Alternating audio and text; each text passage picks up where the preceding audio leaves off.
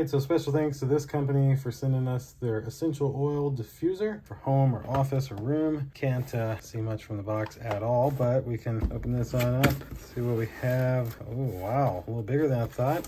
Got our other stuff down in here. Alright, that's it for the box. So we got a nice included power cable here, always helpful. This is one of the jars used for filling up this specific dispenser, and a little instruction guide telling you what is what and where everything goes. So here's the actual old dispenser.